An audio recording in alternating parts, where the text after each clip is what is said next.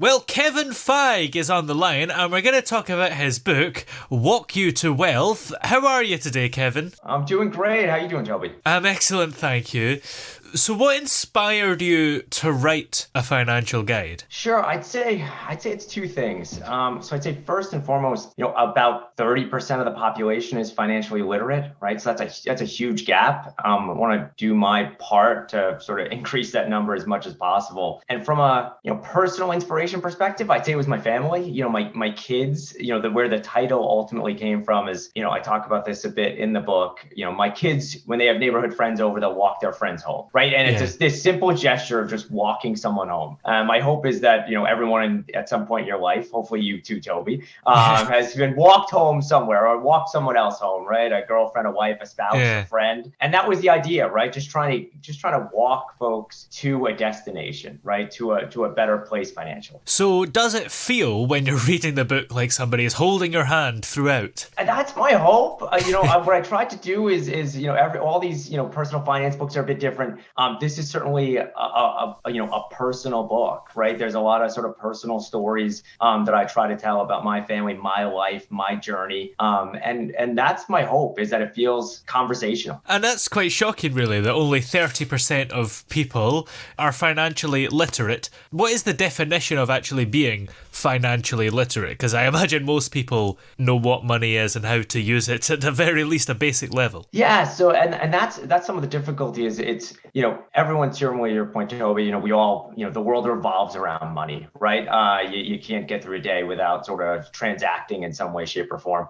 But it's how much do you know, right? Do you know enough about saving? Investing is such a world, and that's where I spend a lot of time in the book talking about investing. Investing is such a complicated world, and there's so many options, right? And it's overwhelming. I think for folks every day, you think about different account types and different investments, and I think most folks, it's sort of analysis by paralysis. You don't even bother starting because it's just overwhelming. And that's my hope, is to sort of make it less overwhelming, simplify it, and hopefully help everyone. So what quick tips have you got just now to make it sound not so overwhelming? Sure. So the way the book is structured, it's around what I call simple steps, right? So the first step is save, right? And I use save sort of two different ways.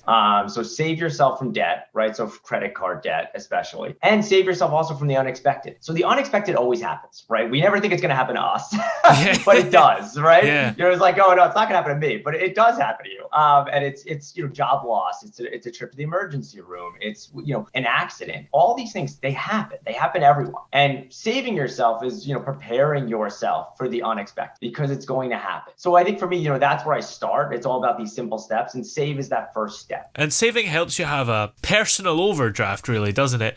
As you say, in the event of job loss or a situation where you might run out of money.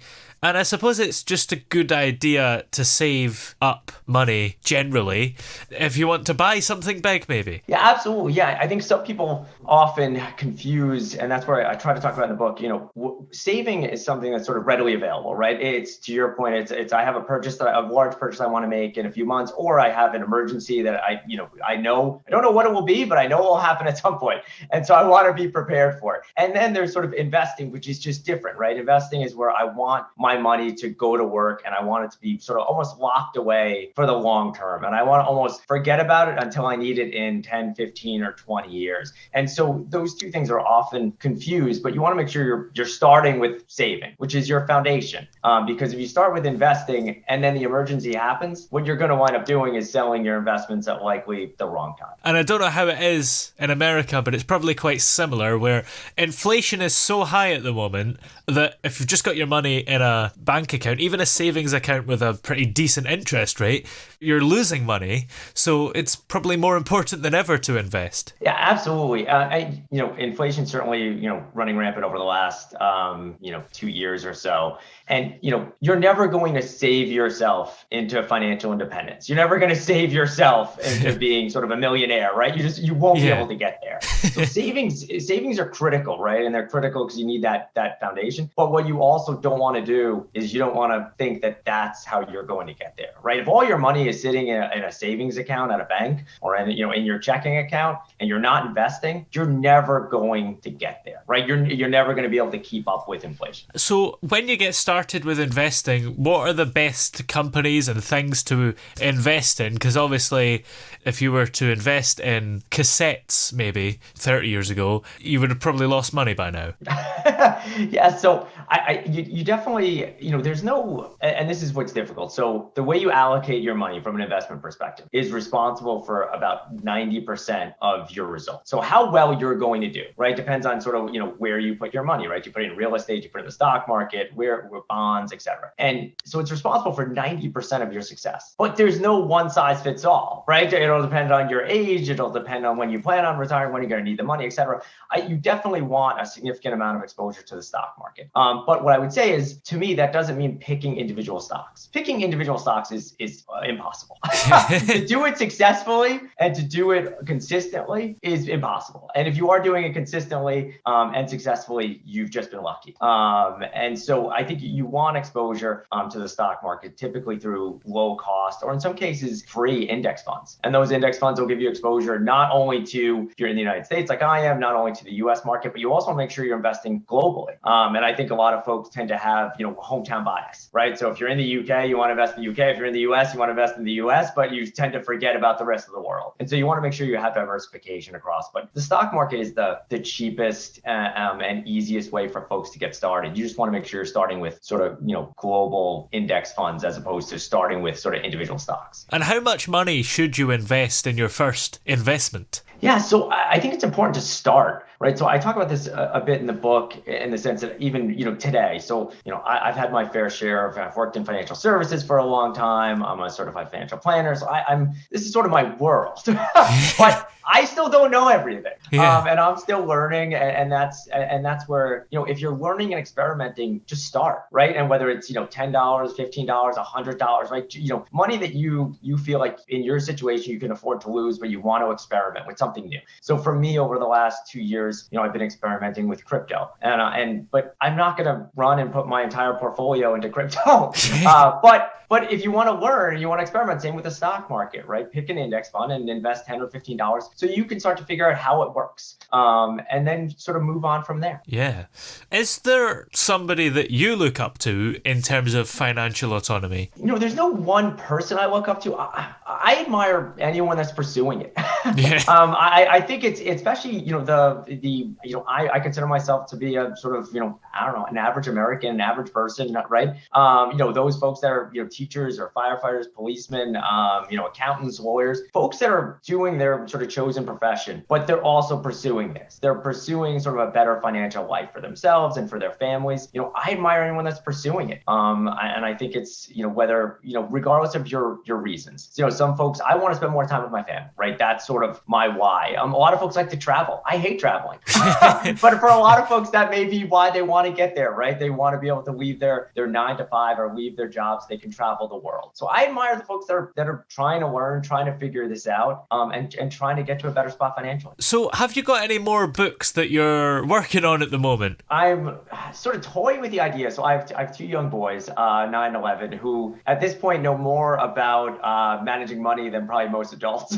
Yes. And so I'm toying with the idea of sort of a book geared towards children. I do talk in Walk You to Wealth. I do talk about sort of for parents or folks that may have, younger siblings, et cetera. I do talk about sort of different ages and ways to sort of bring in financial literacy at a young age. Unfortunately, it's not a topic that's taught in schools. Yes. I never learned about it. I'm sure, Toby, you didn't either, right? It's not something that's taught in most schools, and that's a shame. But we have to figure out a way to close this gap. So I'm toying with that idea. People always say that, don't they? It's never taught in schools, and it's like, no matter what generation you are, old people say it, and I wasn't taught it at school, which wasn't that long ago.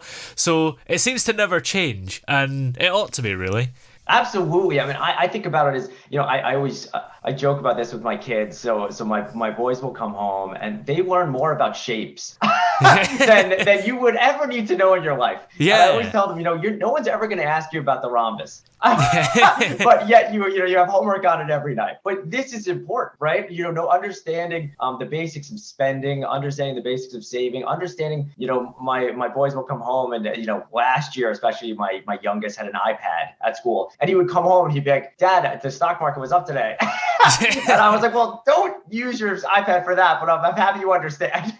But yeah, no, it's not taught in schools. I think in the States, it's about 17 states now at this point at the high school level require a course, right? So I think we're hopefully starting to turn a corner, but it's a slow turn to your point. Unless you need it for your job, nobody in their life requires to know how to work out the area of a graph.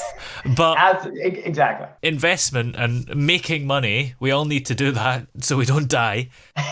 Yeah, another good example, my kids are still, and we live in a sort of a great town, great school district, right? So I will look at this and I'm like, we're in one of the best towns. Yeah. My kids are still learning cursive. And I'm like, no one's writing script. Like, who's writing anything these days, right? Between the shapes and the script. And again, teachers have a hard job. My wife's a teacher, so I sympathize with teachers. But I think about, the curriculum and sort of what they're given to teach. And yet it has to change. We're spending this much time on shapes and cursive and skills and ideas that 90% of us will never need to know, but not spending time on something that 100% of us will need to know, which is understanding how to manage your money. Well, where are we able to find this book, Walk You to Wealth? So you're able to find it sort of anywhere books are sold. I think these days, I don't know who doesn't buy a book from Amazon, but certainly Amazon, Barnes and Noble, it is available sort of anywhere books are sold online. And it's by Kevin Feig, but don't add an extra E at the end because that's that Marvel guy, isn't it? No, that is the Marvel. Luckily, I think I get some clicks that way, so I'll take it, I guess. Yeah, maybe people will think it's by him and you'll get loads of sales. Well, many thanks for talking to us today. It's been great to have you here on the show. Appreciate it. Thanks a lot, Toby.